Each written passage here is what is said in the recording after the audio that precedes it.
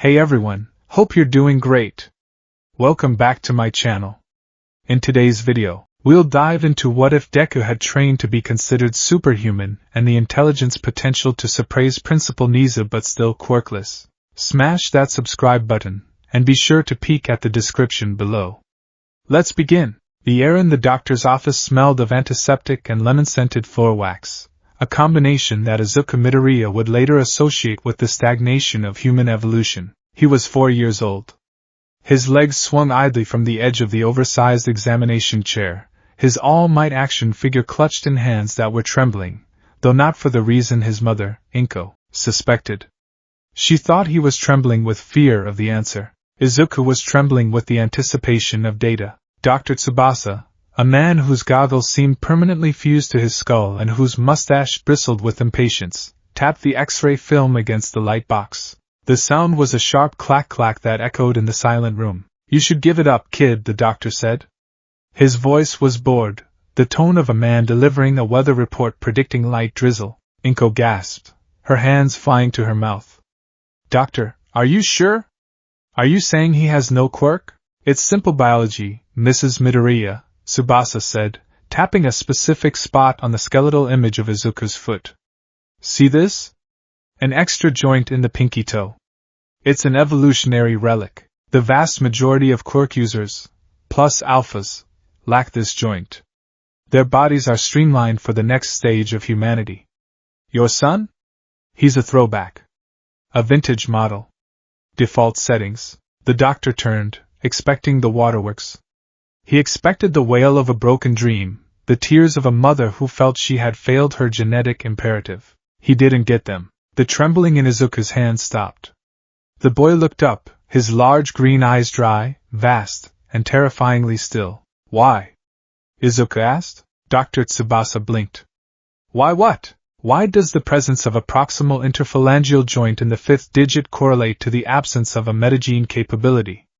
Izuku's voice was high, childish, but the cadence was wrong. It was too steady. "Is it a causation or a correlation? Does the joint suppress the gene, or does the lack of the gene allow the joint to form? And if the energy required for a quirk is biological, wouldn't a body without that energy drain possess a higher baseline for metabolic efficiency regarding standard muscle development?" The room went very quiet. The air conditioner hummed. "Izuku, sweetie," Inko whispered, reaching for him. Izuku ignored her, his eyes locked on the doctor. "If I am default settings, as you said, does that not mean I am the control group? If everyone else is a variable, I am the constant. Correct?" Dr. Tsubasa took a half-step back. He had seen kids scream, cry, and even manifest fire in this room. He had never seen a 4-year-old treat his own diagnosis like a peer-reviewed dissertation. "Kid, you're looking at this too hard. You don't have power. That's the end of it." Izuku hopped off the chair. He looked at the X-ray, then at his own hand. He squeezed the all-might toy. He didn't squeeze it like a lifeline. He squeezed it like he was testing the tensile strength of the plastic. "No," Izuku said, a small smile touching his lips, not a happy smile, but the smile of someone who had just found the edge piece of a puzzle. "You said I don't have a quirk? You didn't say I don't have power. You just defined power incorrectly." He turned to his mother. "Let's go, Mom. I need to go to the library. We're wasting time here." Age 8, the variable. The world was built on a lie. The lie was that all men are not created equal. Izuku Midoriya had revised that statement by the time he was in 2nd grade. All men are created equal. Physics treats them differently. He sat in the back of the classroom, his notebook open.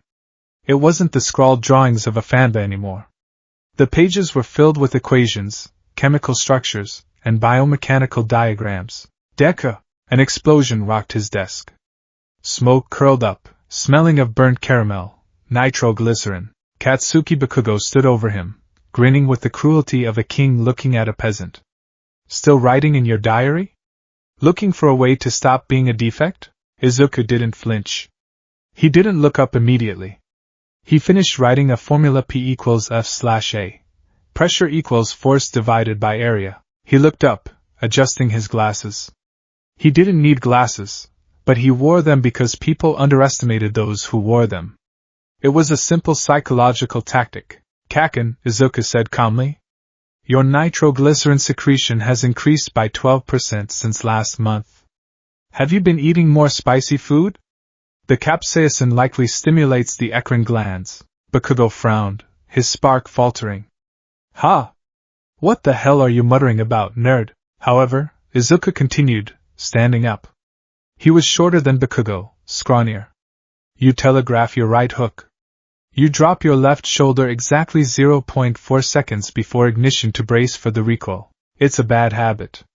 If you don't fix it, a villain with enhanced reflexes will dislocate your shoulder using your own momentum. Bakugo's eyes widened, then narrowed into slits of rage. You looking down on me, you quirkless trash? Bakugo swung the right hook.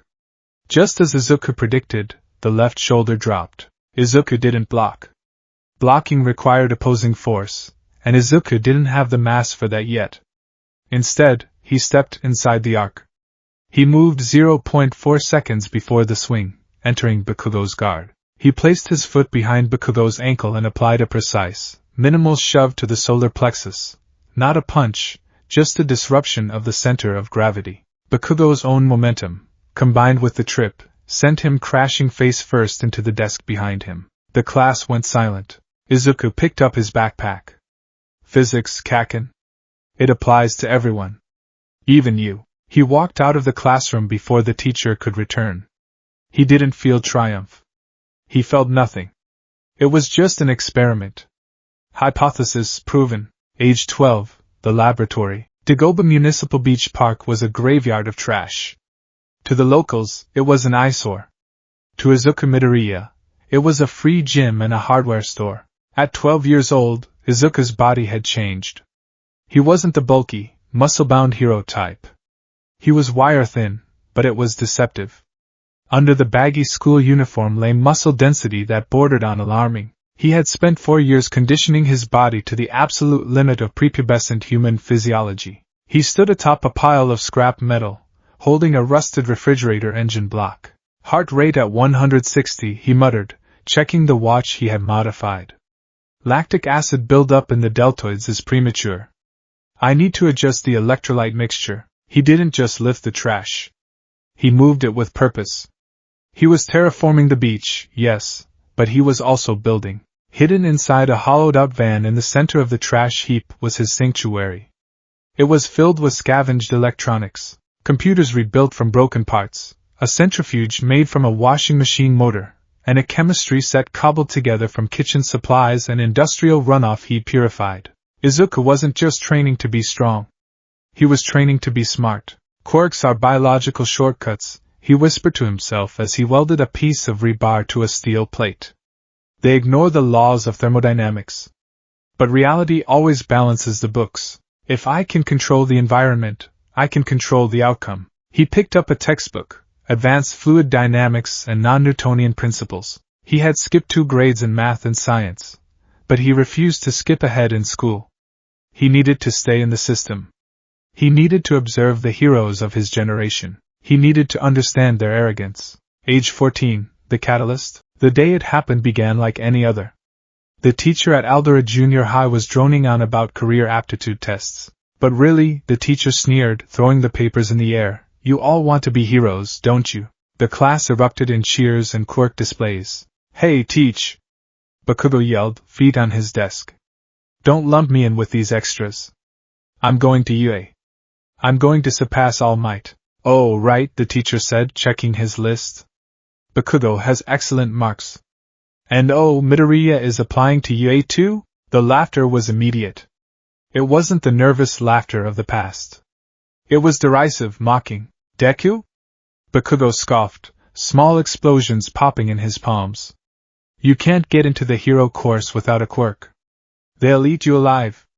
You're gonna die in the entrance exam. Izuku didn't look up from his desk. He was sketching a schematic for a high-pressure grappling hook.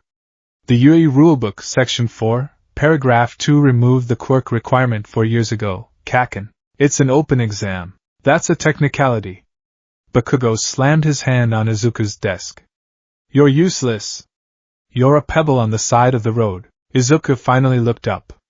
His eyes were cold green glass.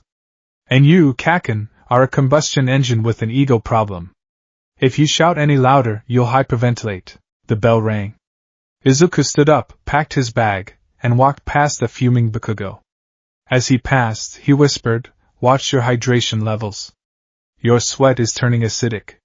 You're stressed." He left the school before Bakugo could detonate. Izuku took the shortcut home under the underpass. He liked the acoustics there. It helped him think. He was calculating the trajectory needed to scale the UA barrier wall without detection when the manhole cover rattled. Liquid sewage surged up. A massive, undulating mass of sludge formed into a face with manic, bulging eyes. A medium-sized skin suit. The villain hissed. Perfect. Izuku stopped. He didn't scream. His heart rate spiked from 60 to 110 in 1 second, a controlled adrenaline release. The villain lunged. "Don't struggle, kid! It'll only hurt for a minute." Izuku dropped his backpack. In the split second before the sludge reached him, Izuku analyzed the threat. Viscosity high. Composition, likely sewer muck, oil, and water. Weakness, it's a liquid suspension.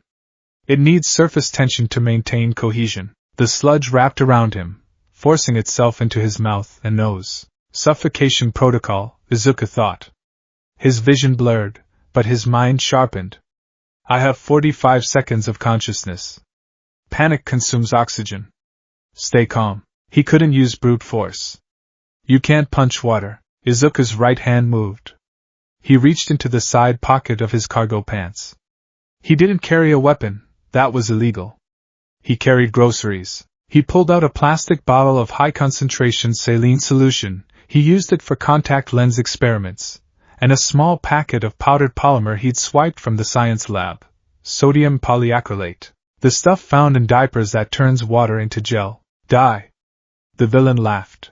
Izuku jammed the bottle and the powder packet directly into the villain's fluid eye. He squeezed. The reaction was instantaneous. The saline disrupted the villain's fluid balance, and the superabsorbent polymer expanded rapidly, sucking up the moisture that made up the villain's body. Gah! What is that? It burns! It's drying me out. The sludge recoiled, screaming. The consistency of the villain changed from fluid oil to chunky, heavy gel. He lost his grip on Izuku. Izuku fell to the pavement, coughing. He didn't waste time gasping. He rolled, grabbed his backpack, and pulled out a heavy-duty zipper bag, meant for gym clothes, and a portable vacuum pump, meant for compressing said clothes. The villain was thrashing, trying to liquefy, but the polymer had compromised his structure. He was heavy, sluggish. Izuku moved with the speed of a striking cobra.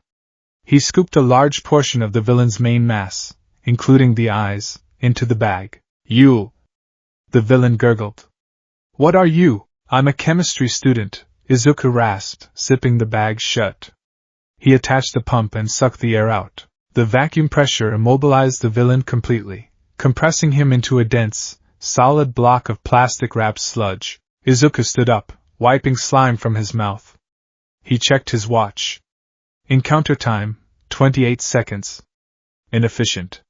I should have aimed for the mouth. Clang. The manhole cover flew into the air. Have no fear. For I am. All Might landed in the tunnel, his cape billowing, a smile plastered on his face. He froze. He looked around for the villain. He looked for the victim. He saw a skinny teenager with green hair, holding a vacuum-sealed bag containing 2 very angry eyeballs. Here? All Might finished, his voice pitching up in confusion. Izuku adjusted his bag strap. He looked at the symbol of peace. He didn't swoon. He squinted. You're late, Izuku said. All Might blinked. Young man. Are you alright? Where is the villain? Izuku tapped the bag. Contained. Sodium polyacrylate and vacuum pressure. He's in stasis until the police arrive. All Might walked closer, his smile twitching. You captured him? Without a quirk? I use science. It's more reliable, Izuku said. He walked around All Might, inspecting him. All Might felt a chill run down his spine. He had faced demon lords and natural disasters, but the way this kid looked at him, it felt like being dissected. Your left side is stiff, Izuku observed. You landed favoring your right leg. Your respiratory rate is irregular, you're hiding a wheeze. And that steam coming off you, it's not a Quirk effect, is it? It's entropic waste heat. You're losing energy. All Might stiffened. I don't know what you mean. I am perfectly. You're injured, Izuku cut him off. Severely. Based on the angle of your posture, I'd guess a respiratory injury or significant organ damage on the left flank. You shouldn't be doing hero work in this condition. It's illogical. All Might was speechless. The timer on his form was ticking, but his shock was freezing it in place. Who are you? Izuku Midoriya, the boy said. He pulled a notebook from his bag. Sign this, please. For my collection. But try not to press too hard, your hand tremors are visible. All Might signed the book, his hand actually shaking now. Young Midoriya, you have a sharp eye. I have eyes that work. Most people are just blinded by your shine, Izuku said, taking the book back. You should get that villain to the police. The polymer will degrade in about 40 minutes. Izuku turned to walk away. Wait! All Might called out. Izuku stopped. All Might struggled. Usually, this was the part where he told a kid to stay safe, or gave a thumbs up. But this kid... You did well. But it was dangerous. You should leave this to the pros. Izuku looked back over his shoulder. The pros weren't here. I was. If I had waited for you, I'd be dead. Reliance on a savior is a statistical gamble I'm not willing to make. He walked out of the tunnel, leaving the number one hero standing in the sewage, holding a bag of sludge, feeling smaller than he had in years. The variable shifts. Izuku walked home, his mind racing. He had just met God, and God was bleeding. The symbol of peace is a facade, he thought, entering his apartment building. A necessary one, perhaps, but fragile. If he falls, society collapses because they've forgotten how to stand on their own. He reached his door, but stopped. Boom! A distant explosion. The ground shook. Izuku rushed to the balcony. Smoke was rising from the shopping district. The villain, Izuku realized. Did All Might drop him? He shouldn't go. He had already survived one encounter. Going back was statistically stupid, but his feet were already moving. He grabbed his field gear, a pair of steel-toed boots he kept by the door and a utility belt he had stitched himself. Why am I going?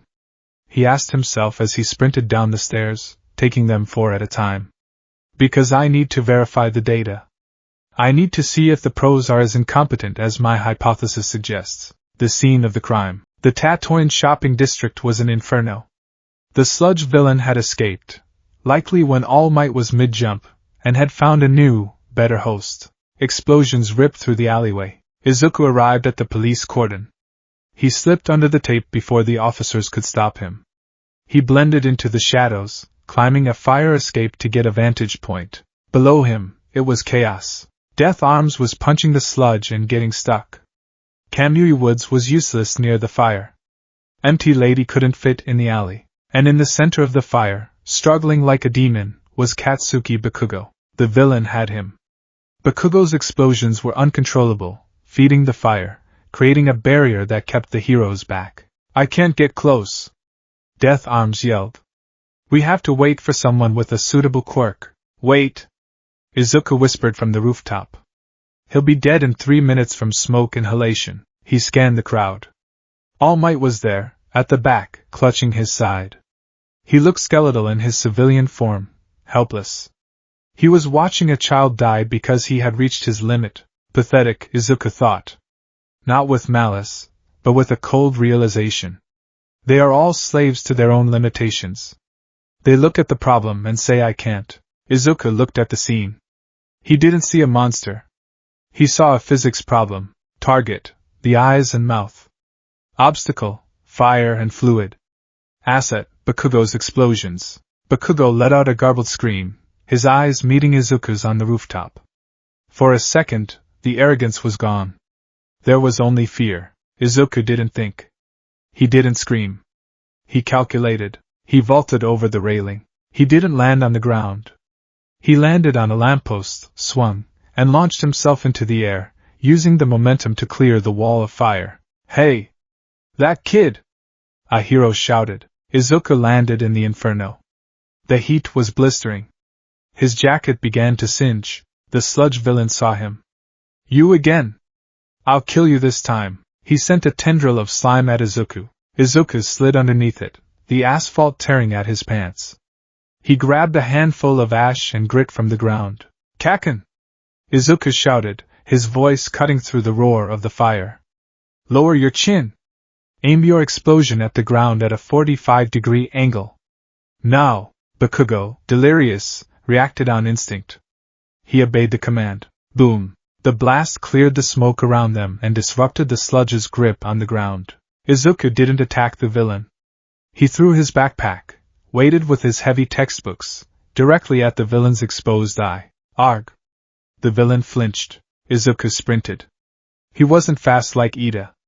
He was fast like a sprinter who had analyzed wind resistance. He closed the gap. He reached Bakugo. The slime was covering Bakugo's mouth. Izuku didn't pull. He knew suction. If he pulled, the slime would rip Bakugo's skin. Instead, Izuku jammed his fingers into the slime, finding the villain's collarbone area, and pressed the pressure point he had studied in anatomy books. It wouldn't work on a normal slime, but this guy had human pain receptors. The villain convulsed. The grip loosened for a fraction of a second. Breathe! Izuku ordered. Bakugo took a gasp of air. Get back! The villain recovered, swinging a massive fist of sludge. Izuku saw it coming. He couldn't dodge it while holding Bakugo. He turned his back to the blow, shielding Bakugo. Impact imminent. Brace core. The sludge hit Izuku like a truck. He felt a rib crack. He flew sideways, crashing into a brick wall, but he kept his grip on Bakugo's arm. They tumbled out of the main fire circle. Deku. Bakugo coughed, his eyes wide. Why? Izuku stood up, clutching his side. He spat blood. Because you looked like you needed help, and the heroes were busy watching. The villain towered over them, massive now, fed by the chaos. I'm going to end you both. Izuku reached into his belt. He had one trick left. A magnesium flare he carried for signaling. Kaken, Izuku said, staring down death. Can you ignite magnesium? Bakugo smirked, a jagged, terrified, crazy smirk. I can ignite anything. Good. When I throw this, hit it with your strongest blast. The flash blindness will give us 5 seconds. Die. The villain lunged. Izuku threw the flare. Now! Bakugo screamed and let loose a massive explosion. The heat ignited the magnesium. The result was a flash of white light so intense it bleached the shadows from the alley. The villain screamed, blinded. The heroes covered their eyes. In that white void, a gust of wind pressure blasted through the alley. Detroit. Smash! The air pressure scattered the flames, scattered the sludge, and scattered the clouds above. Rain began to fall. Izuku blinked the spots from his eyes. All Might stood there, in his muscle form, steam pouring off him. He had forced himself past his limit. The villain was splattered across the walls, unconscious. Izuku slumped against the wall, his adrenaline crashing. Took him long enough, Izuku muttered, and passed out. The verdict. When Izuku woke up, he was sitting on the back of an ambulance. Paramedics were wrapping his ribs. On one side of the street, the heroes were praising Bakugo. Amazing Quirk, kid! You held out so long. You're a natural. On the other side, Death Arms and Kamui Woods were looming over Izuku. That was incredibly reckless. Death Arms shouted. You have no quirk. You could have gotten yourself killed. You interfered with official hero business. Izuku sat there, listening. He waited for them to finish. Are you listening to me, son? Kamui Woods asked. Izuku looked up. I'm listening. I'm just analyzing your hypocrisy. The heroes froze. Hypocrisy? Death Arms growled. Section 12 of the Hero Charter, Izuku recited, his voice raspy but sharp. In the event of immediate threat to civilian life, priority is preservation of life above protocol. You stood there for 4 minutes. You watched a child suffocate because you decided your quirks weren't a good match. Since when is heroism about waiting for the perfect conditions? He stood up, wincing at his rib. I analyzed the situation, created a strategy, executed a rescue, and bought time for the heavy hitter. You stood there and offered commentary. If I hadn't stepped in, Katsuki Bakugo would be brain-dead from hypoxia by now. Would you like to debate that in court? Because I have the lung capacity charts to prove it. The heroes were silent. They were used to fans, not prosecutors. Let's go, Izuku muttered to the paramedic. I'm done here. As he walked away, Bakugo broke away from his fan club. He ran up to Izuku. Deku! Izuku stopped but didn't turn around. I didn't ask for your help. Bakugo yelled, his voice cracking. I didn't need saving. Especially not by a quirkless failure like you. Izuku turned slowly. The streetlights reflected off his glasses, hiding his eyes. You're welcome, Kaken. He walked away. Bakugo stood there, trembling, not with rage, but with the shattering of his entire worldview. The weakling had looked down on him. And the weakling had won the offer. Izuku took the long way home. He needed to clear his head. His rib ached, but it was a manageable pain. He turned the corner into his quiet neighborhood. I am here! All Might slid out from behind a telephone pole in a burst of speed, then immediately coughed blood and deflated into his skeleton form. Young Midoriya, All Might wheezed, wiping his mouth. Izuku sighed. You really need to see a doctor about that hemoptysis. It's getting worse. All Might straightened up, looking at the boy. I heard what you said to the other heroes. And I saw what you did. I did what was logical, Izuku said. No, All Might said softly. You did what was heroic. You moved when no one else did. You moved when I was too afraid to. Izuku looked at the ground. I was terrified. Fear is a physiological response. I just didn't let it dictate my motor functions. All Might stepped closer. Young man, I have a secret. My quirk, it can be passed on. Izuku's head snapped up. Passed on? That's biological impossibility. Quirks are genetic markers.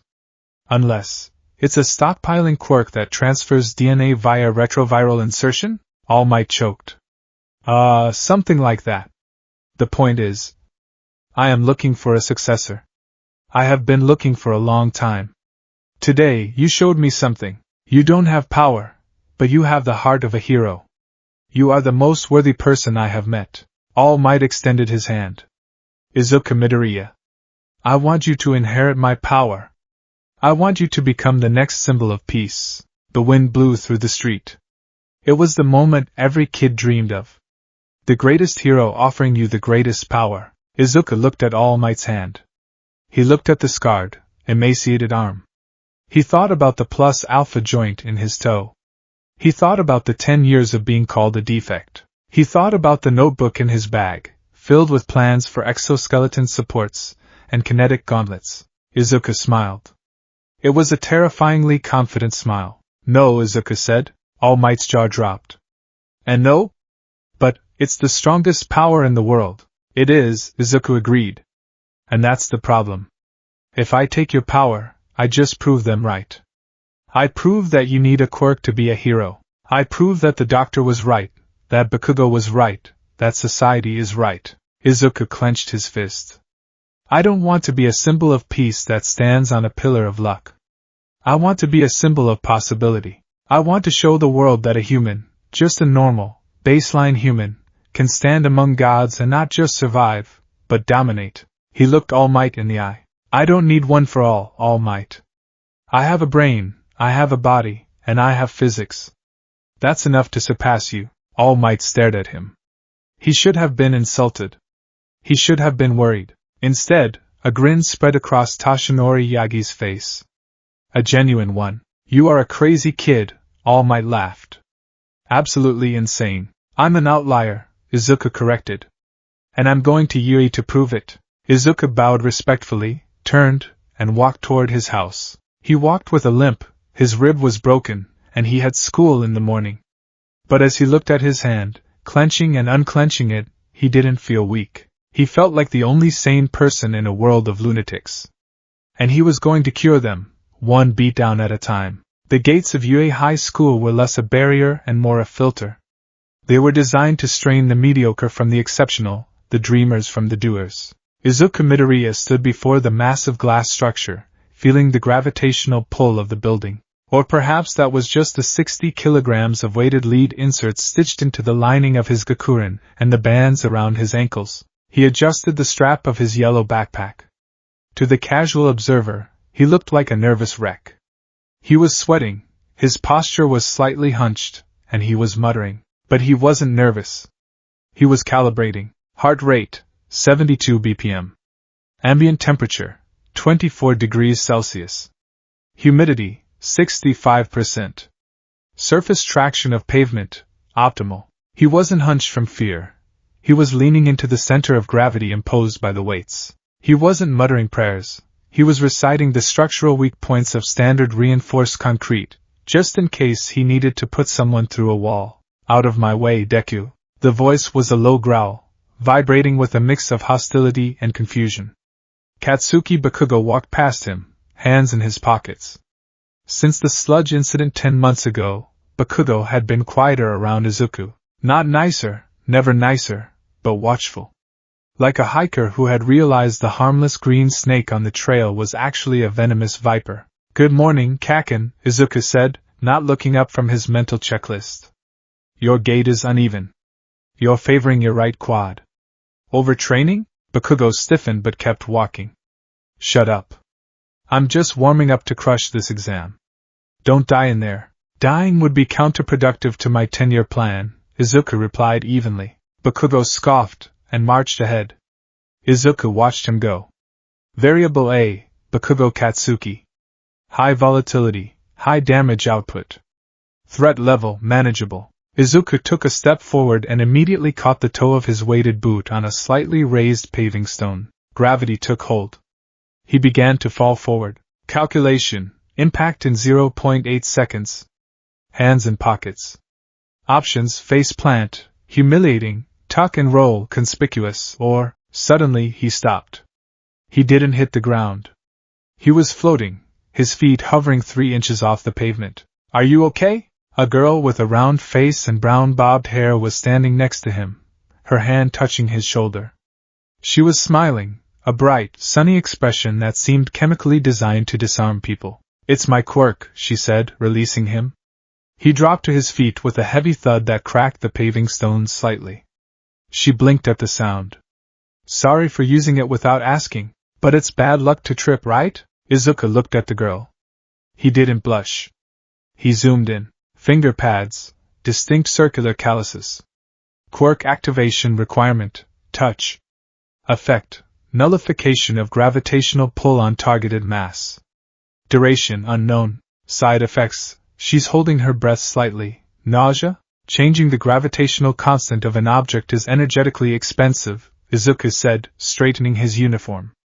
You must have a high caloric intake. The girl blinked, her smile faltering into confusion. I like mochi? Makes sense. Simple carbohydrates for quick energy bursts.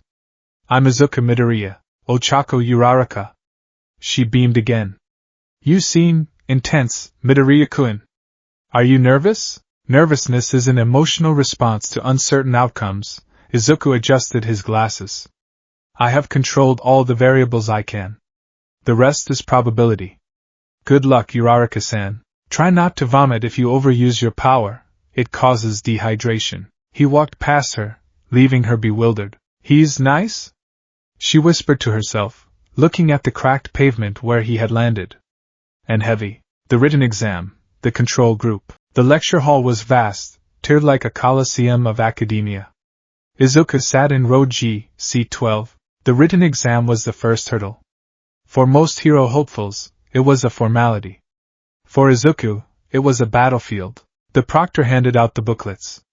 You have 3 hours. Begin. Izuku flipped the packet open. Section 1, English. Section 2, Mathematics. Section 3, Hero Law Ethics. Section 4, General Science. He picked up his pencil. He didn't just read the questions, he dismantled them. Question 12. A villain with a fire quirk emits flames at 1,200 degrees Celsius in a 5-meter radius. Calculate the oxygen depletion rate in a closed room of 50 cubic meters. Izuku frowned. He scribbled the answer rapidly, but then he circled the question number. In the margins he wrote, Note: the premise is flawed. A fire quirk of this intensity would create a pressure differential causing a backdraft before oxygen depletion becomes the primary cause of death. The question ignores thermal expansion. He moved to the next. Question 30. Discuss the ethical implications of the Good Samaritan laws regarding unlicensed quirk usage. Izuku wrote a 3-page essay in 20 minutes, citing 5 different court cases, the current approval ratings of the Hero Public Safety Commission, and concluding that the law was a bureaucratic tourniquet on a bleeding society. He finished the 3-hour exam in 1 hour and 12 minutes. He raised his hand. The proctor, a hero named Ectoplasm, looked up, startled. A question? No, Izuku said, his voice carrying in the silent room. I'm finished. May I have another booklet? I found several errors in the physics section of this one, and I'd like to draft a corrected version for the faculty. The sound of pencils scratching on paper stopped. Every head turned. Bakugo, sitting 3 rows down, just shook his head and muttered, "Show off." Ectoplasm stared at the green-haired boy. You want to correct the test? It's for the benefit of future applicants, Izuku said innocently. Accuracy is the hallmark of a hero, is it not? Observation Room Alpha. Principal Nizu, a chimera of indeterminate species and absolute genius, sat in a high chair, sipping tea.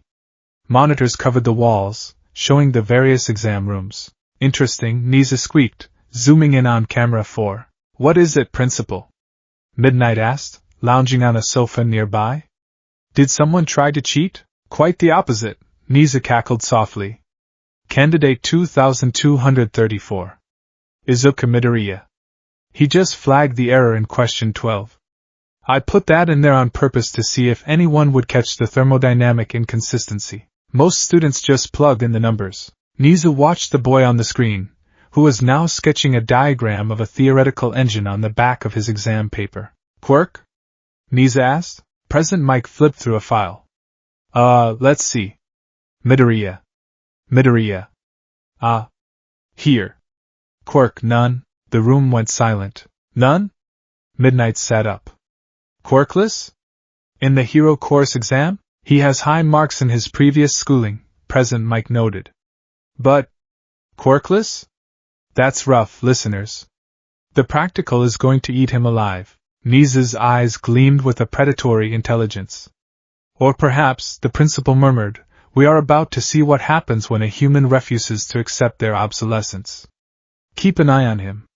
All the eyes, the orientation, everybody say hey. President Mick's voice was a sonic weapon. Izuku noted the amplitude, and wondered if the speakers were reinforced to handle the vibration. The orientation was standard. Kill robots. Get points. There are 3 types of faux villains in every battle center. Mike shouted. You earn points based on their difficulty level. Izuku stared at the handout. The robots were standard tactical drones. 1-pointer, speed type, 2-pointer, power type, 3-pointer, heavy armor. Inefficient design, Izuku thought. Bipedal robots have a high center of gravity. Easy to topple. Excuse me. May I ask a question? A tall boy with glasses and engines in his calves stood up. Tenya Ida? Izuku recognized the surname. The Ingram family. Turbo Hero, Ingenium. There is a 4th robot type on this handout. Ida shouted, chopping the air with his hand. If this is a printing error, it is a shame on UA's elite reputation. And you, Ida spun around, pointing a stiff finger directly at Izuku. You've been muttering this whole time. It's distracting. If you're here on a sightseeing trip, you should leave immediately. The auditorium snickered. Izuku felt the eyes on him. He didn't shrink. He felt the familiar weight of social rejection. It was a comfortable cloak by now. Izuku stood up. The weights in his clothes clinked softly. It's not a sightseeing trip, Izuku said, his voice calm, cutting through the murmurs. And regarding your question, if you had read the pamphlet thoroughly, or analyzed the silhouette, you'd realize the 4th robot is a 0-pointer. In gaming mechanics, an obstacle you can't kill usually signifies a hazard to be avoided or, he paused, looking at the silhouette. Or a triggered event, or a test of flight over fight, Izuku finished.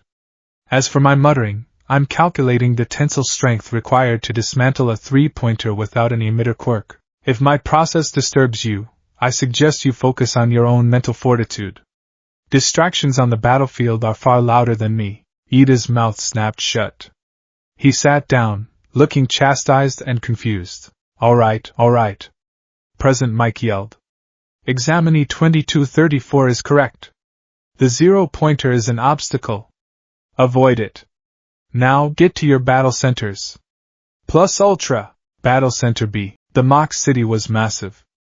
A sprawling urban labyrinth of concrete and steel. Izuku stood at the gates of Battle Center B.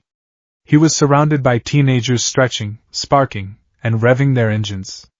He stood still. He was the only one wearing a heavy, long-sleeved tracksuit, hiding his weights, and combat boots.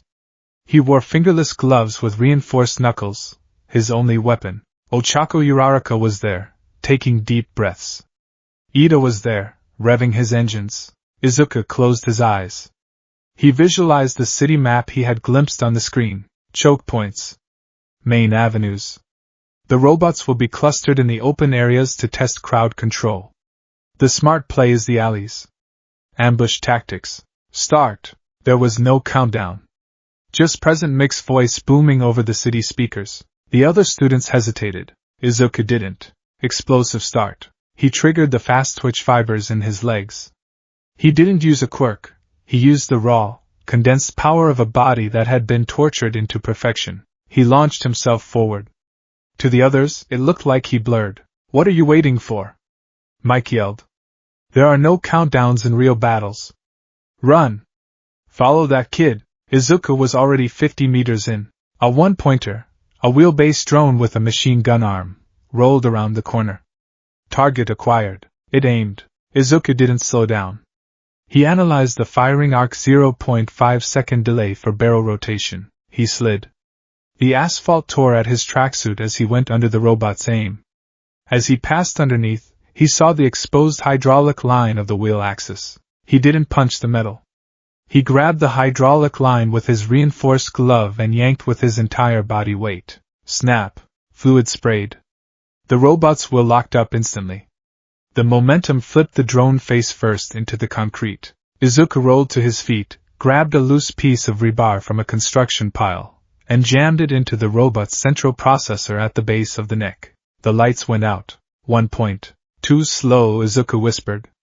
I need more. The mid-game, the grind, 15 minutes in. The city was a war zone. Explosions rocked the streets.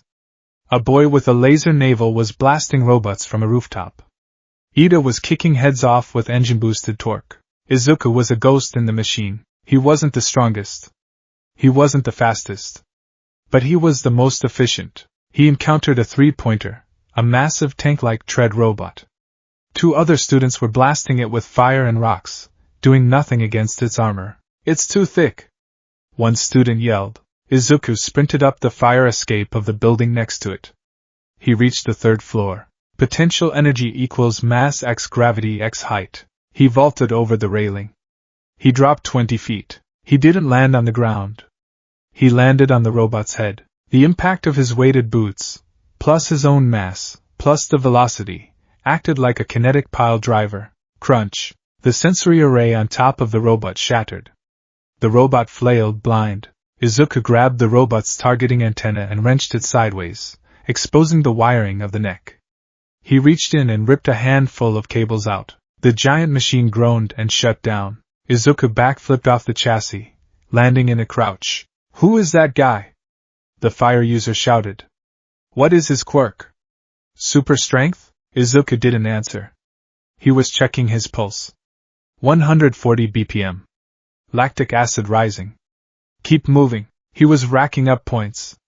28, 35. 42. But he was also gathering data. He saw Ada running. Fast straight lines. Poor turning radius. He saw the laser boy. Stomach cramps after 5 shots. Limitation noted. He saw Uraraka floating robots and dropping them. Creative, but slow. She's getting dizzy. Izuku rounded a corner and found himself face to face with 3 2-pointers. He had no weapon.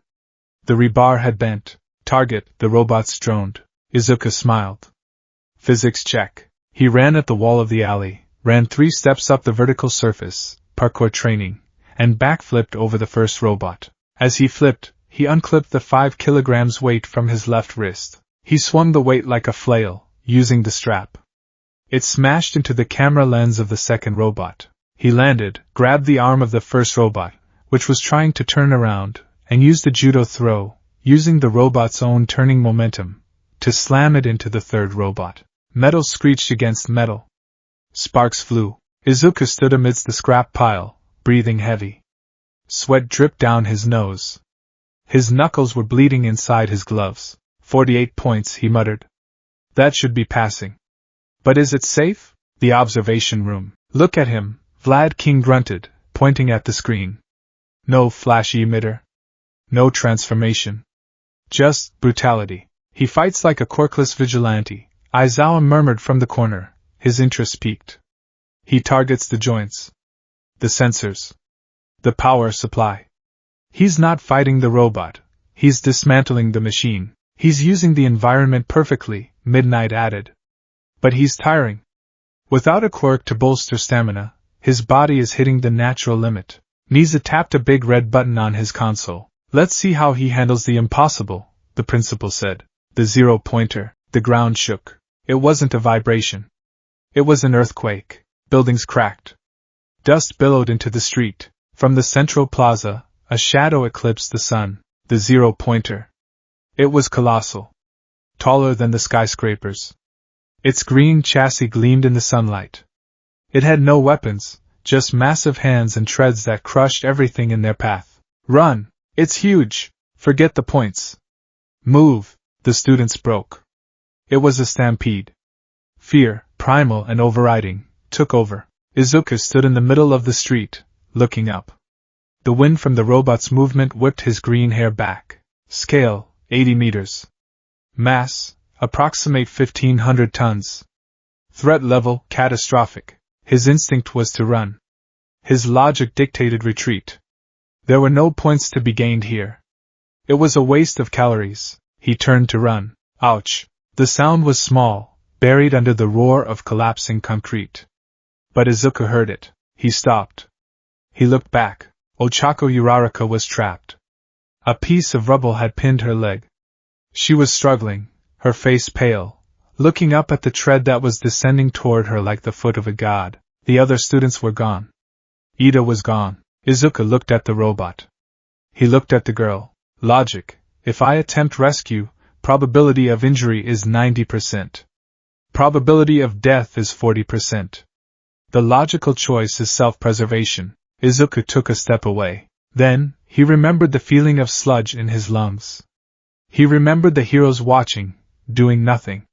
He remembered the equation he had written in his heart that day. Power is not a quirk. Power is action. Screw logic, Izuku hissed. He moved. He didn't run toward Uraraka to pull her out. The rubble was too heavy, and the robot was too close. Pulling her would take 10 seconds. She had 5. He had to stop the robot. He sprinted toward the 0-pointer. What is he doing? A student screamed from the safety of an alley. Izuku reached the giant tread. He jumped, grabbing a protruding bolt. He hauled himself up. He climbed. He climbed like a spider.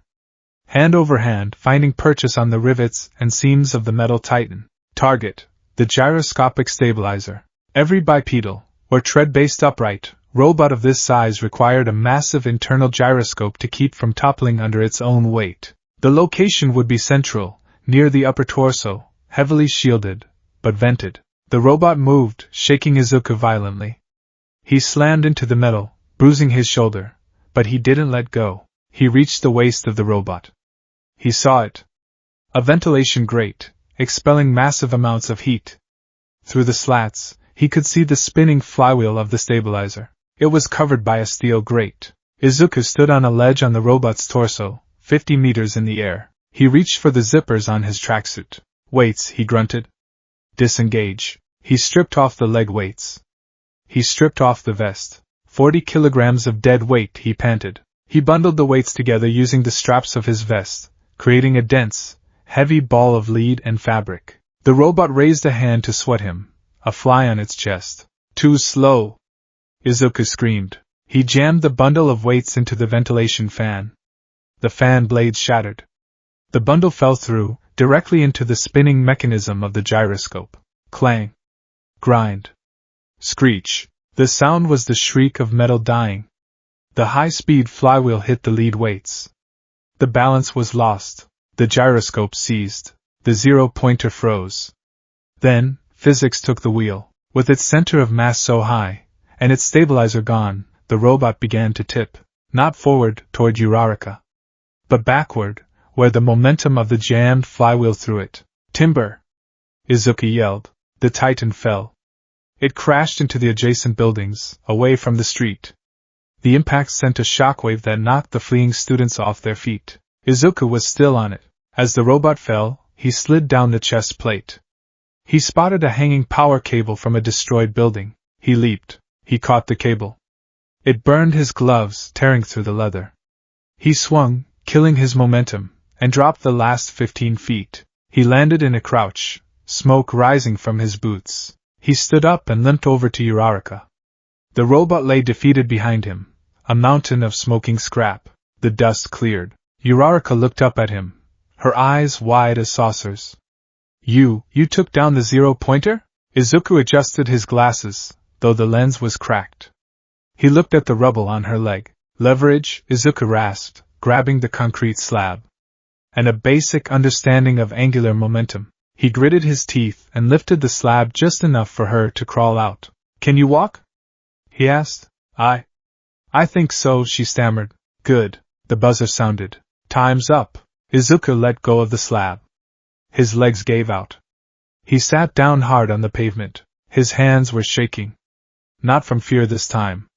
From hypoglycemia. I need a juice box, he muttered, and fell onto his back, staring at the sky. The aftermath. The nursing office smelled of gummies and sterile alcohol. You really did a number on yourself, Sonny, recovery girl said, handing him a packet of glucose gel. Izuku sat on the bed, shirtless. His body was a map of bruises, old scars, and new scrapes. But his muscles were distinct, lean, corded, functional. No broken bones, she noted.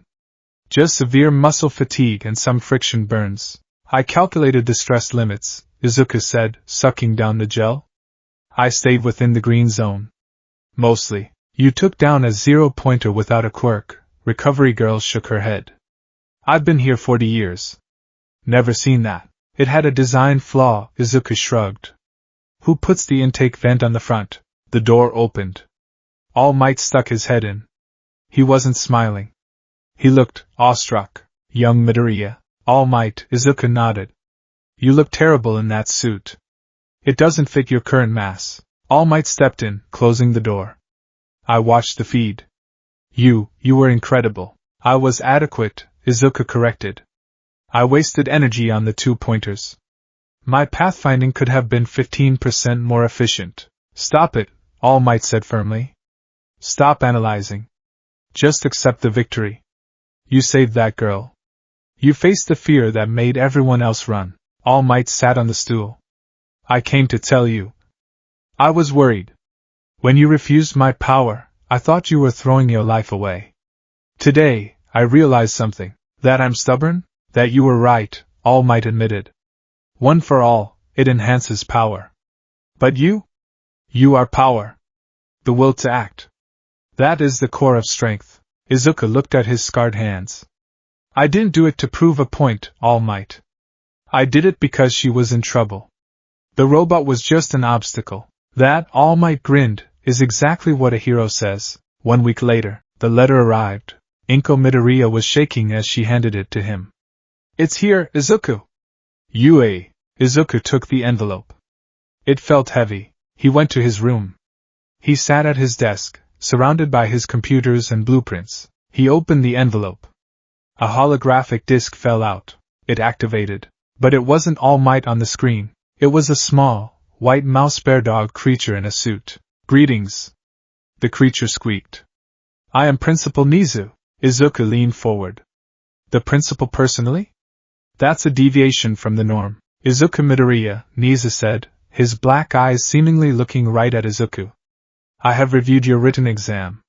It was enlightening. Your corrections on the physics section have been forwarded to the curriculum board.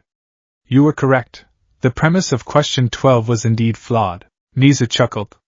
But we are a hero school. Smarts aren't everything. Let's look at the practical. The screen changed. It showed video clips of Izuku dismantling robots. Villain points, 48. A respectable score. Enough to pass on its own. The video shifted. It showed the 0-pointer falling. It showed Izuku lifting the rock off Uraraka. But Nizu raised a paw. A hero's job isn't just to destroy. It is to save. And you, Mr. Midoriya, shone brightest when the chips were down. Rescue points. Nizu shouted. For risking your life to save another when there was no reward promised. For analyzing the threat and neutralizing it to protect a peer. The numbers rolled up on the screen. Villain points, 48. Rescue points, 60. Total, 108. 108 points. Nizu cackled. The highest score in 5 years. You didn't just pass, Midoriya-kun. You shattered the ceiling. The screen returned to Nizu's face. The principal leaned in close to the camera. You claim to be quirkless, Izuku Midoriya. But I see a dangerous mind and a formidable will. That is a power all its own. Nizu extended a paw. Come to UA High. Be my student. Let's see if we can't rewrite the definition of power together. This is your hero academia. The hologram faded. Izuku sat there in the silence of his room. He looked at his hands. He looked at the weights sitting in the corner. He didn't cry. He didn't cheer. He picked up a pen and opened a new notebook. On the first page, he wrote, Phase 1 complete. Phase 2, variable integration. He smiled. A sharp, terrifying smile. Accepted, he whispered. The blazer of UA High School was a slate gray, tailored with gold buttons and teal accents. It was a symbol of prestige, a uniform that screamed elite. To Izuku Midoriya, it was a structural inefficiency. He stood in front of his bathroom mirror, adjusting the collar. He had already spent 2 hours the previous night rest-stitching the inner lining with Kevlar thread he'd ordered from a surplus store and adding discrete pockets for small, high-density weights. Shoulder mobility is restricted by 4% due to the cut of the sleeve, he muttered, flexing his arm. I'll need to tailor the inseam. He grabbed his yellow backpack. It was heavier than it looked, containing not just books, but his field kit, a compact set of tools, chemical reagents, and a collapsible baton he had machined himself. UA didn't explicitly forbid weapons on campus, provided they were for educational purposes. Izuku considered his survival very educational. Izuku! Inko called from the kitchen. You're going to be late. Do you have your tissues? Your handkerchief? I have a hemostatic clotting agent and a tourniquet, Mom, Izuku called back, stepping into his modified red boots. The soles were reinforced with a carbon fiber plate to absorb the impact of drops from 3 stories. I'll be fine. He walked out the door, leaving his mother looking both proud and deeply concerned. The giant door, Class 1A. The door was massive, easily 3 meters tall, designed to accommodate heteromorphic quirks, Izuku noted as he stood before it. Also a psychological intimidation tactic. It makes you feel small before you even enter. He didn't hesitate. He slid the door open. The classroom was already buzzing. Remove your foot from the desk. Tenya Ida was chopping the air, lecturing Katsuki Bakugo. Ha! Bakugo sneered, his feet resting on the pristine surface. Stop telling me what to do, Four Eyes. What junior high are you from anyway? The Academy of Stuck-Up Elites? I am from semi-private academy. My name is Tenya Ida. Sama? So you're a damn elite. I'll enjoy crushing you. Izuku stepped into the room. The atmosphere shifted instantly. Bakugo's eyes snapped to him. He froze. The memory of the sludge villain incident, and the humiliation of being saved by the quirkless nerd, was still fresh. Deku, Bakugo growled, the name vibrating in his chest like a low-idling engine. Kaken, Izuku acknowledged with a nod. He walked past the fuming blonde. Your posture suggests lumbar tightness. You should stretch your hip flexors. He found his seat. Behind Bakugo, Ida turned his attention to Izuku. You are Midoriya. The one who discerned the true nature of the entrance exam. Ida marched over. The class went quiet. Everyone had heard the rumors of the student who destroyed the zero-pointer without a quirk. I apologize. Ida bowed deeply, a perfect 90-degree angle. I misjudged you at the orientation. I thought you were merely a distraction, but you perceived the hidden test regarding rescue points. I hate to admit it, but you are the superior student. Izuku set his bag down. I didn't perceive a hidden test, Ida. I perceived a structural flaw in a giant robot and a person in distress. The points were irrelevant. Saving a life is a binary state. You either do it, or you don't. The test just gamified morality. The class stared. Whoa, a red-haired boy whispered. That's manly. If you're here to make friends, pack up and leave. The voice came from the floor. Lying in the doorway, wrapped in a yellow sleeping bag like a disgruntled caterpillar, was a man with long, unkempt black hair and bloodshot eyes. He sucked on a jelly pouch. It took you 8 seconds to quiet down, the man said, unzipping the bag and standing up. He looked exhausted. Time is a limited resource. You lot aren't rational enough. He stepped out of the bag.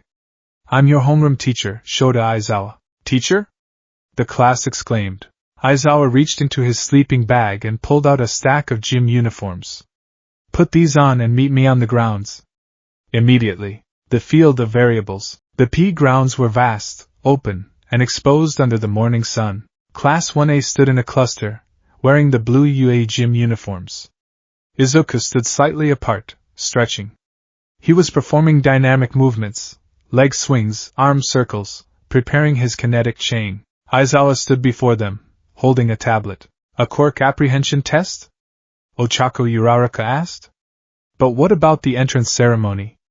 The guidance counselor meeting? If you want to be a hero, you don't have time for leisurely events, Aizawa droned. Yui practices freestyle education. That applies to the teachers as well. He looked over the students with a bored expression. Softball throw. Standing long jump. 50-meter dash. Endurance running. Grip strength. Upper body training. Seated toe touch. Sit-ups. You did these in middle school without using your quirks. Now you'll do them with your quirks. He turned his gaze to Bakugo. Bakugo. You finished first in the practical exam. In middle school, what was your best result for the softball throw? 67 meters, Bakugo scoffed. Try it with your quirk. Aizawa tossed him a ball. Anything goes, as long as you stay in the circle. Bakugo stepped into the circle. He grinned, stretching his shoulders. Die. Boom. He added a blast to the throw. The ball rocketed into the sky, trailing smoke. Aizawa showed the tablet to the class. 705.2 meters. Whoa! That's awesome. We can use our quirks as much as we want? This is going to be fun. Aizawa's expression darkened.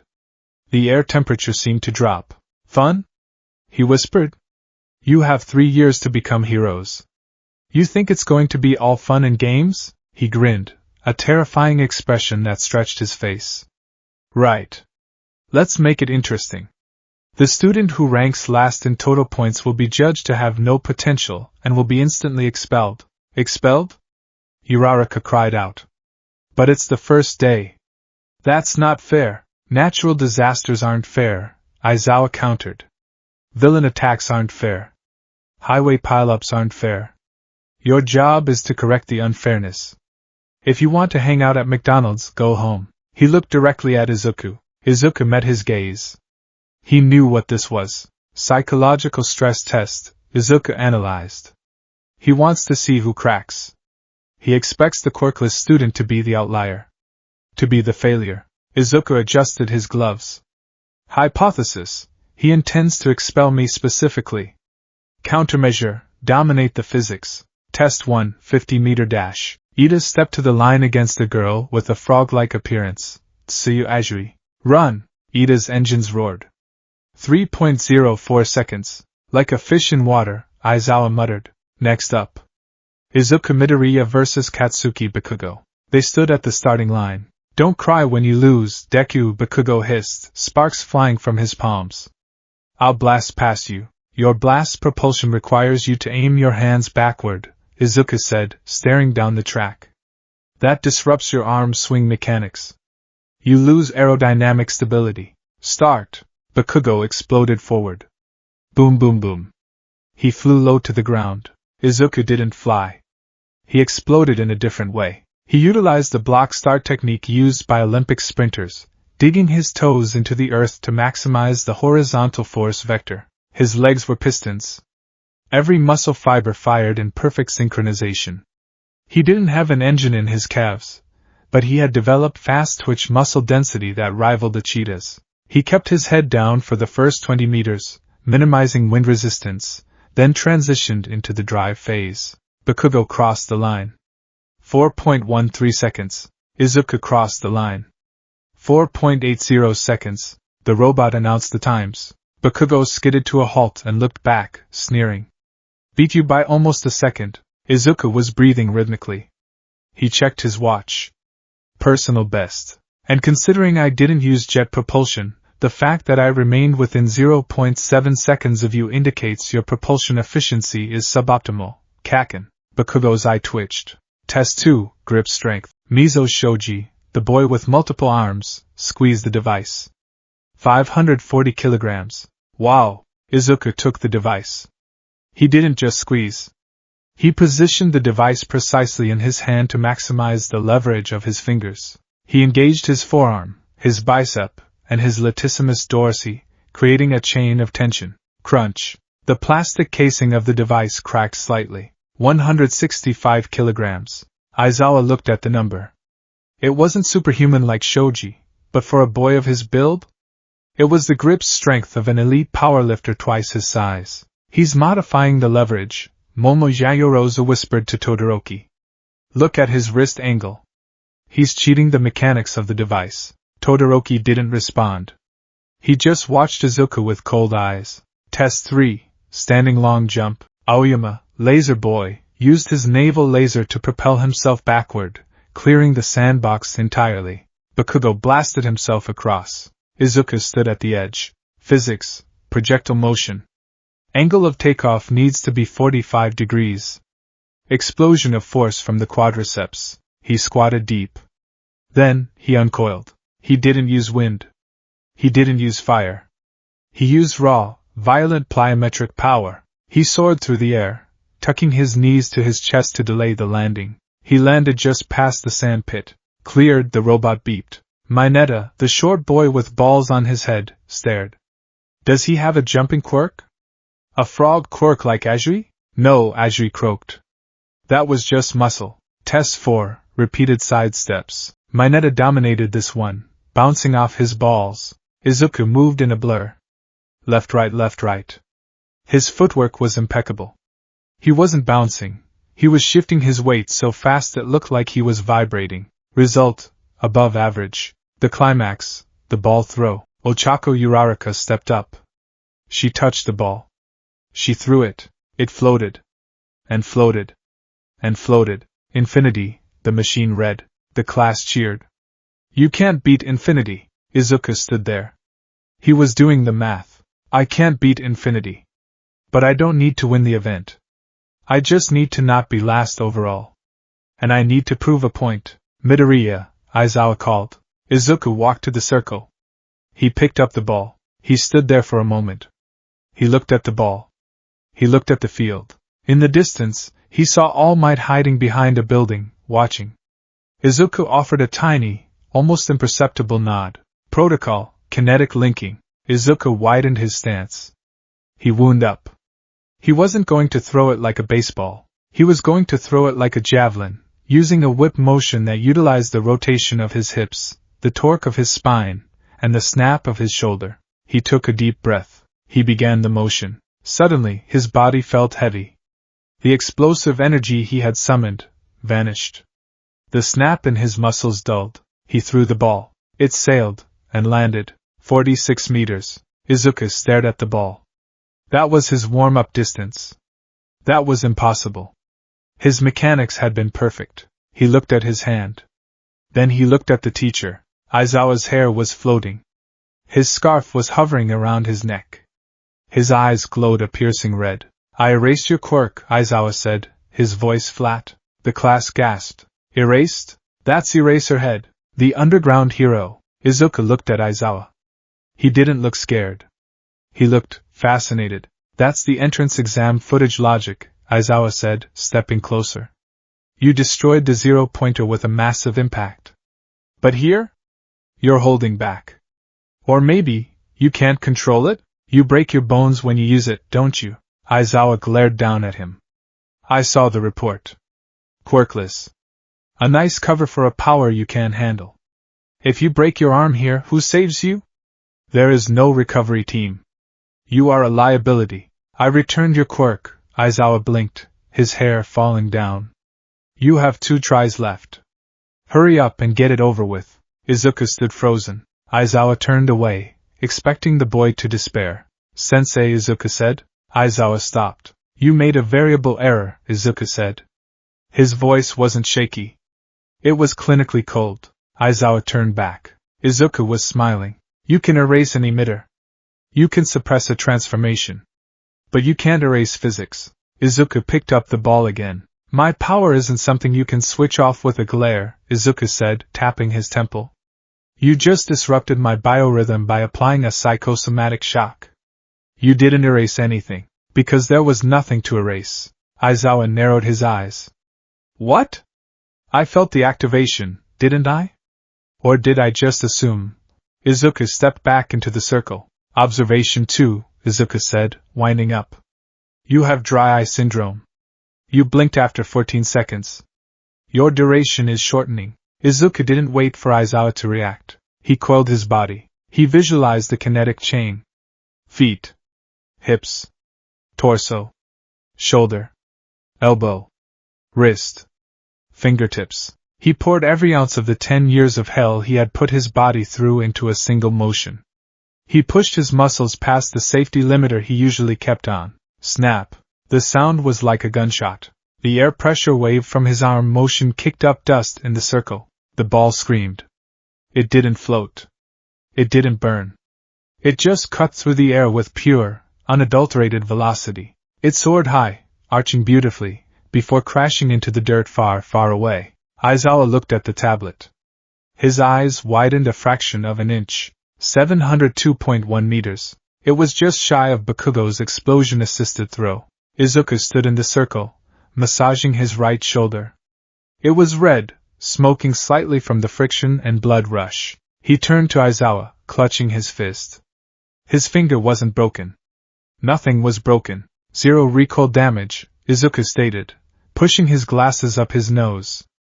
And I didn't even need a quirk. Is that efficient enough for you, Sensei? The shift, the silence on the field was heavy. He threw it over 700 meters. Kaminari electricity gaped. With just his arm? That's impossible, Yaoyorozu muttered. Physiologically impossible. Unless his muscle density is 3 times that of a standard human. He's a monster, Mineta squeaked. But one person wasn't impressed. One person was vibrating with a rage that defied logic. Katsuki Bakugo. To Bakugo, this was a magic trick. A lie. Deku was quirkless. Deku was a pebble. Pebbles don't throw baseballs nearly half a mile. DKU, Bakugo lunged. You bastard! Tell me how you did that. Did you trick me? Explosions popped in his palms as he sprinted toward the circle. He was going to kill him. He was going to burn the lie out of him. Bad move, Izuku whispered. Aizawa's capture weapon, the scarf, shot out. But Aizawa was tired. He had just used his quirk. His reaction time was delayed by 0.2 seconds. Bakugo was fast. He was within striking range. He swung a right hook, laden with explosive sweat. Izuku didn't retreat. Analysis, right hook. Emotional state, unstable. Center of gravity, forward-leaning. Izuku stepped into the explosion. He ducked under the swing, the heat singing his hair. He grabbed Bakugo's outstretched arm with his left hand. He grabbed the collar of Bakugo's shirt with his right. Aiki, Izuku muttered. He rotated his hips. He didn't pull Bakugo. He guided him. He used Bakugo's own forward momentum against him. Izuku dropped to one knee, pulling down and rotating. Bakugo's world flipped. Wham! Bakugo hit the dirt. Hard. The wind was knocked out of him. Before Bakugo could detonate, Izuku transitioned.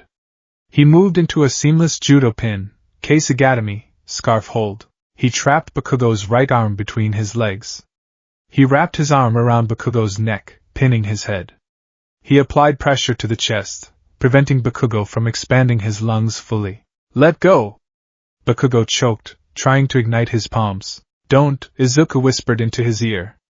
If you ignite now, with your hands pinned against your own ribs, you'll blow your own intercostal muscles apart. Do the math, Kaken. Bakugo froze. The scarf wrapped around them both. Aizawa stood over them, his eyes glowing red again. That's enough. He looked at Bakugo, who was pinned helplessly by the quirkless boy. Then he looked at Izuku, who had a look of absolute, terrifying calm on his face. Midoriya, Aizawa said. Release him. Izuku let go and stood up. He brushed the dust off his knees. He overextended, Izuku said simply. It's a bad habit. Bakugo lay on the ground for a second, coughing. He looked up at Izuku. For the first time, it wasn't just anger in his eyes. It was fear. The predator had changed. The pebble was now a mountain. The result, the sun was setting. The class gathered around the holographic display. Here are the results, Aizawa said. The total is a compilation of all events. Izuku looked at the board. 1. Momo Yaoyorozu. 2. Shoto Todoroki. 3. Katsuki Bakugo. 4. Tenya Ida. 6. Izuku Midoriya. 20. Minoru Mineta. Izuku was 6th. 6th place in a class of superhumans. Without a quirk, Mineta was trembling. I'm last. Aizawa clicked the button. The screen vanished. By the way, Aizawa said, turning to walk away. The expulsion was a logical ruse. Huh? The class screamed.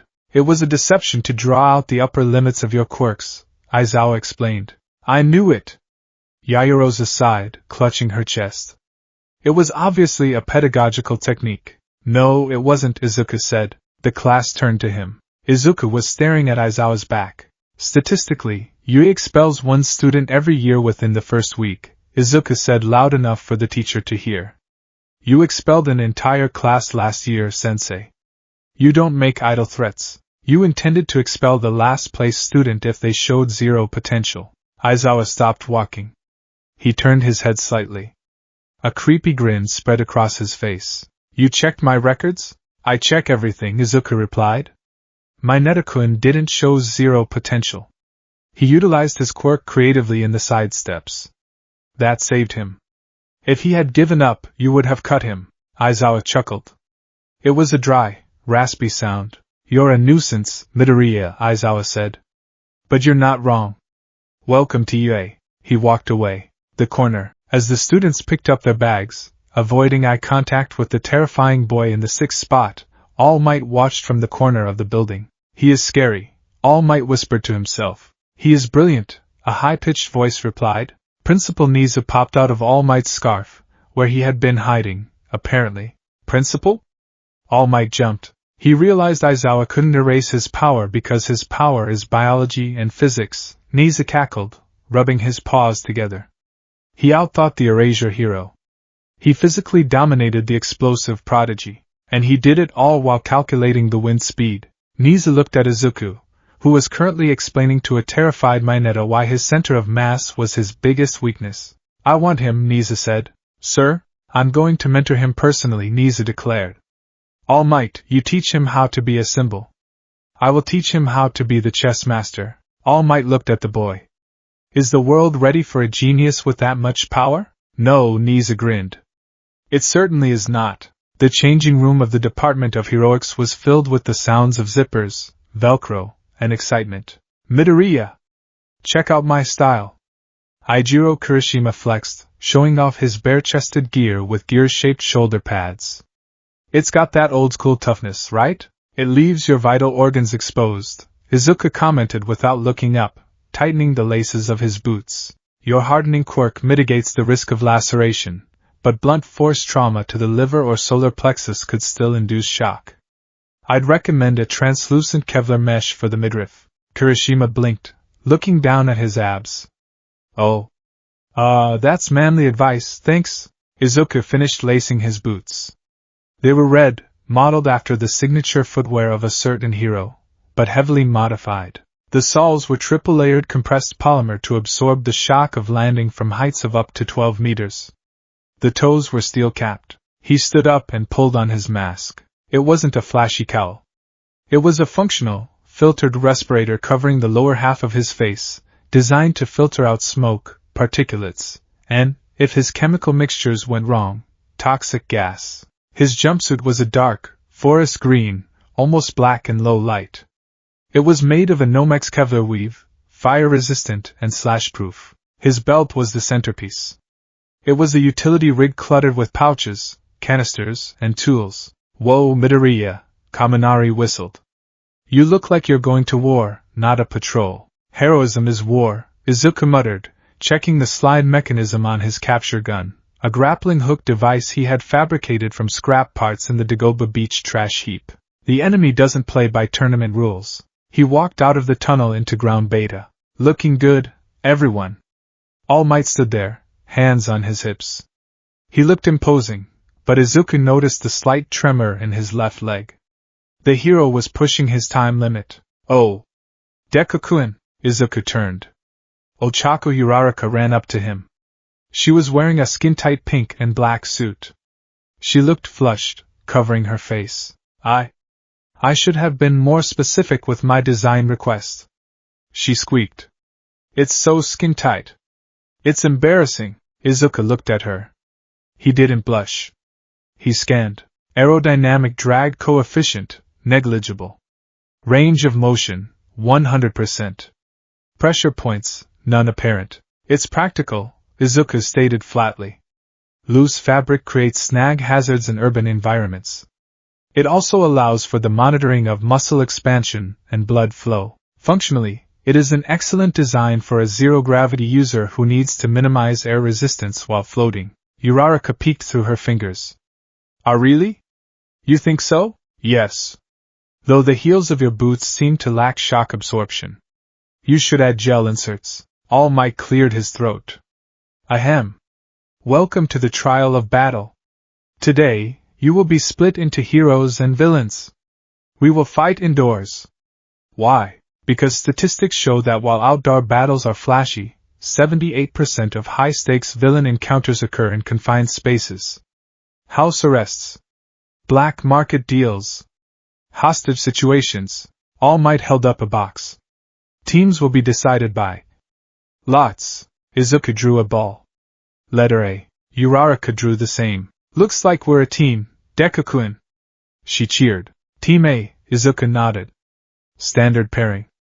Good compatibility. And your opponents will be. All Might drew 2 balls from the villain box. Team D, Izuku froze. He looked across the crowd. Katsuki Bakugo held the ball marked D. Standing next to him was Tenya Ida. Bakugo grinned. It wasn't a smile. It was the baring of teeth by a predator that had just found its prey in a cage. Fate, Bakugo rasped, crushing the ball in his hand. Or just bad luck for you, nerd. Izuku narrowed his eyes behind his goggles. Probability of this matchup, 1 in 15. Unless the instructor manipulated the draw to test the volatile dynamic established in the Quirk assessment. Likely scenario. Team A are the heroes. All Might announced. Team D are the villains. The villains are guarding a nuclear weapon. It's papier-mâché, don't worry, on the 5th floor. The heroes have 15 minutes to either capture the villains or touch the weapon. Start in 5 minutes. The planning phase. Izuku and Uraraka stood outside the building. The blueprint of the structure was projected on a small screen All Might had provided. So, Uraraka said nervously, looking at the concrete fortress. Bakugo is going to come for you, right? 100% probability, Izuku said. He was kneeling, tying a thin, high-tensile wire across the doorway of the entrance, just at ankle height. What are you doing? Setting the stage, Izuku said. He stood up and looked at her. Uraraka-san. Do you trust me? Of course. You saved my life. Good. Because we aren't going to play hero today. If we play by their rules, big flashy fights, announcing our presence, we lose. Bakugo has superior firepower. Ida has superior mobility. Izuku tapped his temple. This is a simulation. The goal is to stop the villains. To do that, we have to control the environment. We need to be the monster in the closet. He pulled a pair of night vision goggles from his belt and slid them over his eyes. They hummed with a soft, green light. Can you make yourself float? Izuku asked. Yes, but I can't steer well. You don't need to steer. You just need to be silent. Izuku pointed to a ventilation grate on the wall. Bakugo will come to the front door. He wants a duel. While I keep him occupied, you flank. But first, Izuku walked over to the side of the building where the external power coupling was located. It was a simulation building, so the breaker box was accessible. What are you? Izuku opened the box. Heroes operate in the light. But if we want to win against overwhelming force, we bring them into the dark. Click. He pulled the master lever. The hum of the building died. The lights in the windows winked out. The ventilation fan spun down to a halt. The building became a silent, concrete tomb. Put your hand on my shoulder, Izuku whispered. And don't make a sound. The infiltration. Inside the building, it was pitch black. On the 5th floor, Ida tapped his helmet. Bakugo. The power is out. Is this part of the simulation? Who cares? Bakugo shouted into his comms. He was prowling the 2nd floor hallway. It's just a cheap trick. That nerd is trying to hide. Come out, DKU. His voice echoed through the empty corridors. Come out. Come out, out. Bakugo ignited a small explosion in his palm to create light. The flash illuminated the gray walls for a second, casting long, dancing shadows. I know you're here. Bakugo roared. Stop hiding and fight me. Creak. A sound from the floor above. Bakugo grinned. Found you. He blasted toward the stairs. He flew up the flight, turning the corner. Die. He unleashed a massive explosion into the hallway. The blast wave rattled the windows. The smoke cleared. The hallway was empty, except for a small, green marble rolling across the floor. It stopped at Bakugo's feet. Bakugo stared at it. A toy? Suddenly, the PA system crackled to life. It shouldn't have been working with the power cut, but Izuku had spliced his communicator into the emergency broadcast loop in the maintenance closet. Nitroglycerin. Izuku's voice whispered through the speakers. It was distorted, low, and calm. Bakugo stiffened, looking around wildly. Is a volatile substance, the voice continued. It requires oxygen for combustion. In a sealed environment with poor ventilation, like a hallway with the AC cut, every explosion you make consumes the available O2. Shut up! Bakugo screamed. He fired another blast at a speaker on the wall. Your heart rate is rising, Kaken, the voice echoed. You're breathing heavier. The smoke from your own quirk is filling the corridor. Carbon monoxide. Nitrogen dioxide. Are you getting dizzy yet? I'm not dizzy! Bakugo yelled, stumbling slightly. He coughed. The smoke was lingering. Without the ventilation fans, the thick gray smog from his explosions hung in the air like a curtain. Bakugo realized his mistake.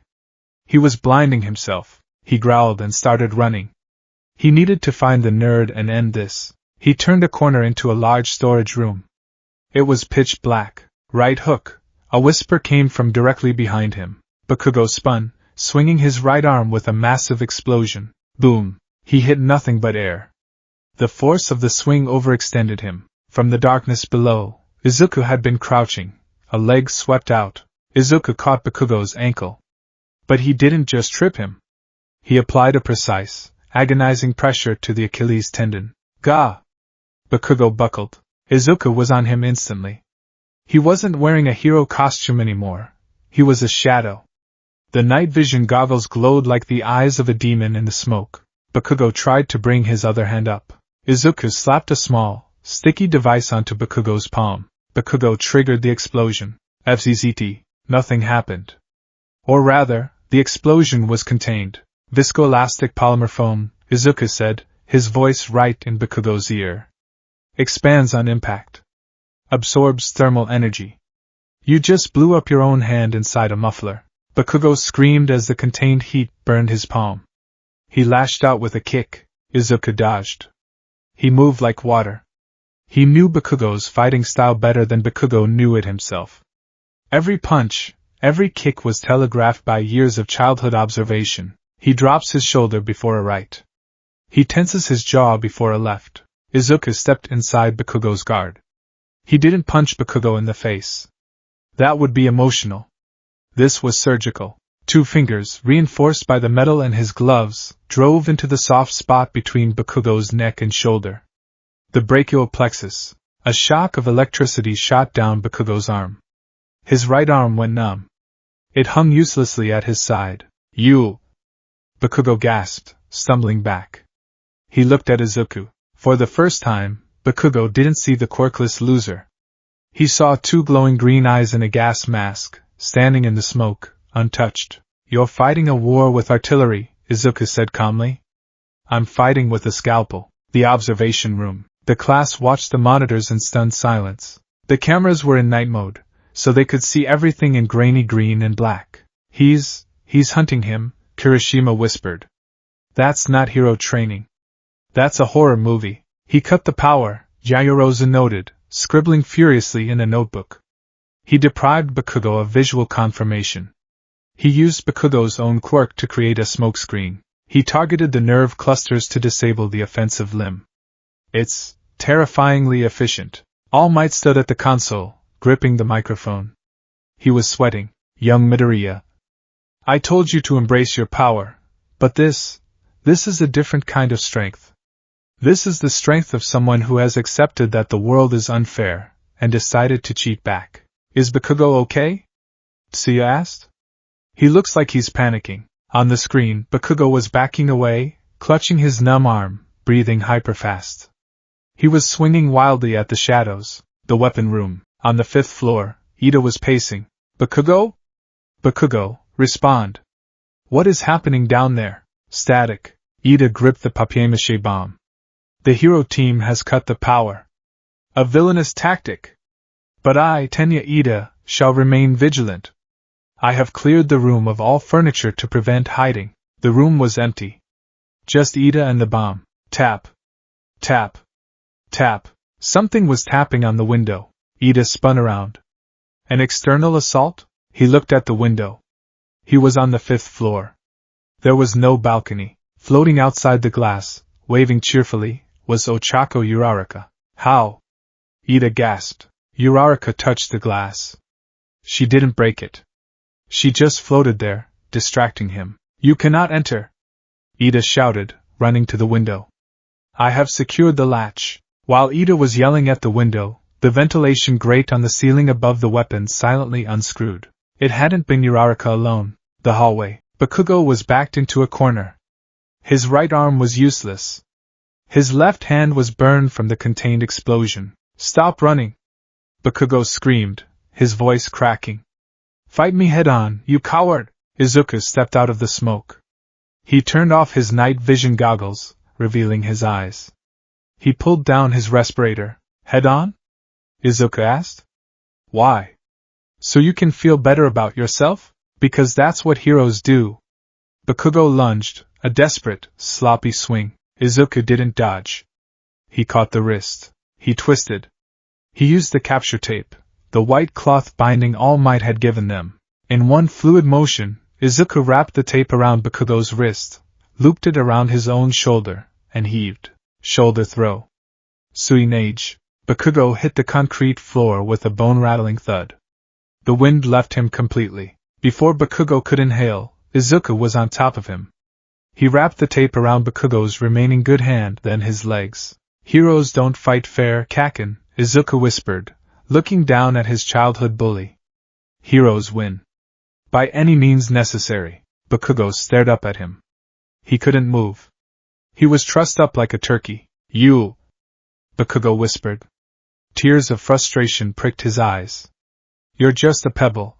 And you tripped, Izuku said softly. He touched his earpiece. Uraraka-san. The payload is clear. Ida is distracted. The payload. Back in the weapon room, Ida was still yelling at Uraraka through the glass. This is a violation of building safety codes. Suddenly, the weapon behind him moved. Ida spun around. What? The papier-mâché bomb was floating. Release! The bomb dropped back to the floor. Standing next to it, having just dropped from the ceiling vent, was Izuku? No. It was a jacket. Izuku's jacket, stuffed with paper. A decoy? Ida gasped. Over here, Ida-kun. Ida turned back to the window. Uraraka was gone. Security breach. Ida turned back to the door. Uraraka burst through the door. She had been waiting in the hallway while Ida was distracted by the floating jacket, which she had floated through the vent earlier using a string. Comet home run! Uraraka grabbed a pillar, a fake one made of foam that Izuku had identified earlier on the blueprints, and swung it. Debris flew. Ida raised his arms to block. Recipro burst. Ida kicked into high gear, dashing toward her, but Uraraka didn't aim for him. She aimed for the floor. She touched the floorboards. Zero gravity. The floor tiles floated up, creating a cloud of debris. Ida's engine stalled as he lost traction on the floating tiles. He flailed. I have no friction. Uraraka leaped. She floated over Ida's head. She hugged the weapon. Captured. She yelled. The conclusion. Hero team wins. All Might's voice boomed over the speakers. The lights in the building flickered back on. In the hallway, Izuku stood up. He offered a hand to Bakugo. Bakugo looked at the hand. He looked at the tape binding him. Don't touch me, Bakugo hissed. Izuku withdrew his hand. Fine. But you should ice that shoulder. I didn't dislocate it, but I compressed the nerve. It'll tingle for an hour. Izuku walked away toward the stairs. Bakugo lay there on the cold floor, staring at the ceiling light. The hum of the electricity returned, but his mind was silent. He had lost. Completely. He hadn't landed a single hit. The review, Class 1A gathered in the monitoring room. The atmosphere was heavy. Well, All Might said, trying to break the tension. That was, certainly an outcome. Who can tell me the MVP of this battle? I can, Sensei. Momo Yayorozu raised her hand. Go ahead, young Yayorozu. It was Midoriya, she stated. But not for the reasons one might expect from a hero. She turned to the class. Midoriya dismantled the scenario. He recognized that against two combat-heavy quirks, a direct confrontation was statistically likely to fail. He utilized psychological warfare, environmental control, and stealth tactics. She adjusted her ponytail. He manipulated Bakugo's anger to blind him. He isolated the opponents. He created a diversion for Uraraka. His performance was flawless, albeit disturbing. Disturbing? Izuku asked, removing his respirator. You fought like a villain, Midoriya-san, Momo said gently. You terrified your opponent. You broke him mentally before you engaged him physically. Izuku looked at the floor. I fought like someone who can't afford to take a hit. If Bakugo touched me once, I would be in the hospital. Terror is a tool. It induces hesitation. Hesitation buys me seconds, and seconds are all I have. The class went silent. They looked at the quirkless boy. They realized, perhaps for the first time, the sheer desperation that drove him. He wasn't playing a game. He was surviving. Bakugo, All Might said gently. Ida. You both relied too heavily on your quirks. You assumed power would grant you victory. Midoriya proved that intelligence and preparation can overcome raw power. Bakugo stood in the back of the room. He was shaking. He didn't say a word. He just stared at Izuku's back. The aftermath. School was over. The sun was setting, casting long orange rays across the campus. Izuku was walking to the gate. Midoriya. It was Todoroki. The dual-haired boy leaned against the wall. Todoroki-kun, Izuku acknowledged. That fighting style, Todoroki said, his voice monotone. Targeting the nerves. Using the environment. Who taught you that? No one, Izuku said. I read books. Anatomy. Guerrilla warfare tactics. Physics. You overwhelm your opponents so they can't use their full power, Todoroki observed. It's annoying. It's efficient, my old man.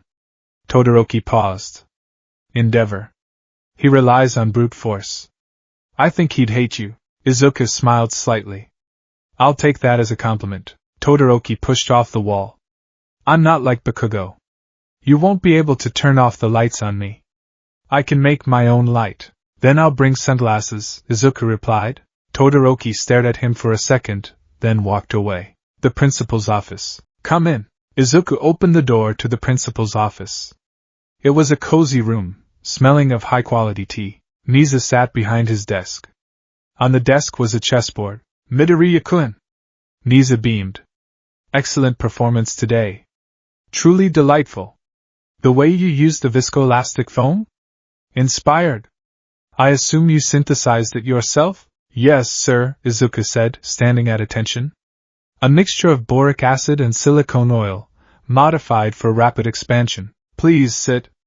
Nisa gestured to the chair opposite him. Do you play chess? I know the rules, Izuku said, sitting down. Play me. Nisa moved a pawn. Izuku moved a knight. They played in silence for 5 minutes. The moves were rapid. Snap. Snap. Snap. You play aggressively for a defensive strategist, Nisa noted, taking Izuku's bishop. I force the opponent to react to me, Izuku replied, taking Nisa's rook. If I wait, I lose. I have to dictate the tempo. Indeed. Nisa smiled. You know, Midoriya-kun, Yui has a special budget for support items. But usually, students submit requests to the support course. Nisa moved his queen. Check. Izuku moved his king. I prefer to build my own gear. I know the failure points better. What if, Nisa said, eyes gleaming, I gave you access to my personal laboratory? And my personal budget? Izuku froze. His hand hovered over his knight. Why? Because, Nisa said, leaning forward. I am a creature created by science. I possess an intelligence quirk.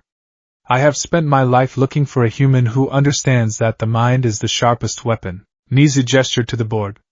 All Might looks at you and sees a successor to his spirit. I look at you and see a successor to my method.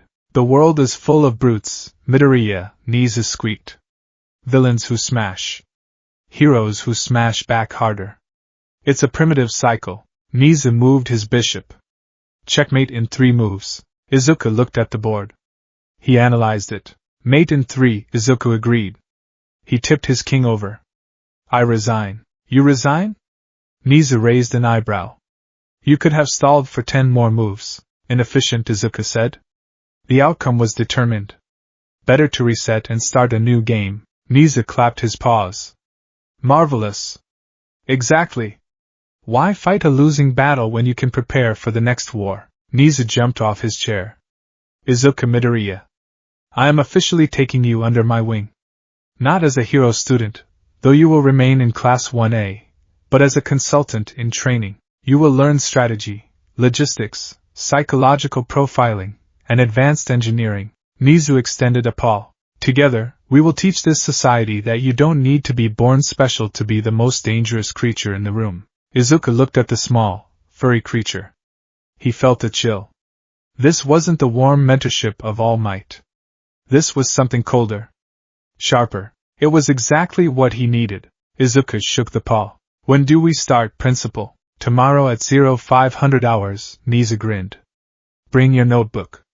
And maybe some aspirin. I plan to give you a headache. Epilogue. Later that night, Bakugo sat on his bed. His arm was still throbbing. He looked at his hand. He tried to make a spark. A tiny pop fizzled out. He predicted it, Bakugo whispered to the empty room. He knew what I would do before I did it. Bakugo grabbed his pillow and screamed into it. It was a scream of pure, unadulterated frustration. He wasn't the best anymore. He wasn't even the second best. He was readable. Bakugo threw the pillow across the room. His eyes burned with a new resolve. Fine, he snarled. You want to play mind games, Deku? I'll stop thinking. I'll become something you can't predict. I'll become a disaster.